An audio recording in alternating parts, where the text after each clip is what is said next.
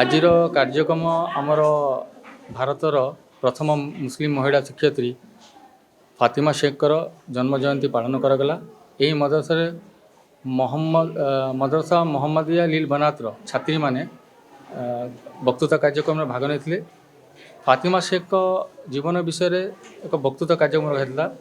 ତାହାରି ଉପରେ ଏମାନେ ତାଙ୍କରି ଜୀବନ ବିଷୟରେ ବକ୍ତୃତା କାର୍ଯ୍ୟକ୍ରମ ଦେଇଥିଲେ। ଯେଉଁ ପିଲାମାନେ ଛାତ୍ରଛାତ୍ରୀମାନେ ପ୍ରଥମ ଦ୍ୱିତୀୟ ତୃତୀୟ ହେଇଥିଲେ ତାଙ୍କୁ ପୁରସ୍କୃତ ମଧ୍ୟ ଦିଆଯାଇଥିଲା।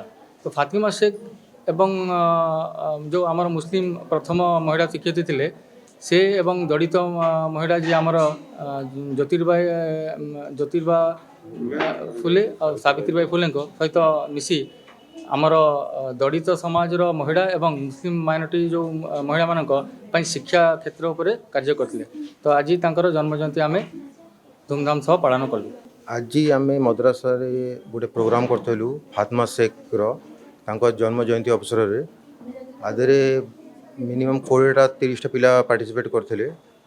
ଆଦେହରେ ଆମେ first second third and fourth senior ରଖିଥିଲୁ আর first second third and fourth junior ରଖିଥିଲୁ। ପିଲା ଫାତିମା ଶେଖ ବିଷୟରେ ବହୁତ ଭଲ ସ୍ପିଚ୍ ଦେଇଥିଲେ, ତାଙ୍କୁ ଆମେ ପୁରସ୍କାର ପ୍ରଦାନ କରିଥିଲୁ।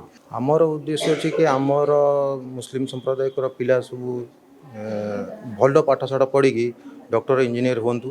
ଆଉ ଆମର ଏ ପ୍ରୟାସ ଜାରି ରହିବ। ଆମେ ସବୁ ସ୍କୁଲରେ ବୁଲି ବୁଲିକି ଏ ପ୍ରୋଗ୍ରାମ କରୁଛୁ। ଆମର ପ୍ରୟାସ ଜାରି ରହିବ ସବୁବେଳେ ପାଇଁ। ଆଉ ଆମର ପିଲାମାନେ ଯେମିତି ପାଠଶାଠ ପଢ଼ିବାକୁ ଆଗକୁ ବଢ଼ନ୍ତୁ।